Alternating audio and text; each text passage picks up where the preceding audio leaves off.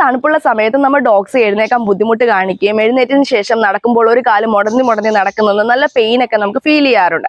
അപ്പം ഇങ്ങനെ കാണിക്കുന്നതെന്ന് വെച്ചാൽ നമ്മുടെ ഡോഗ്സിന് ഓർത്തോപെഡിക് ആയിട്ടുള്ള എന്തെങ്കിലും ഇഷ്യൂസ് സ്റ്റാർട്ട് ചെയ്തെന്നാണ് അർത്ഥം. മെയിൻ ആയിട്ട് നമ്മുടെ ജർമ്മൻ ഷെപ്പേർഡ്, ലാബ്രഡോഗ്സ് പോലുള്ള ഡോഗ്സിന് ഹിപ്പ് ഡിസ്പ്ലേഷ്യയുടെ സാധ്യത വളരെ കൂടുതലാണ്. അതുപോലെ തന്നെ പോമറേനിയൻ, ചിയാവ, ഷിറ്റ്സു പോലുള്ള ഡോഗിന് പറ്റലാർ ലക്സേഷൻ ഉള്ള സാധ്യതകളും വളരെ കൂടുതലാണ്.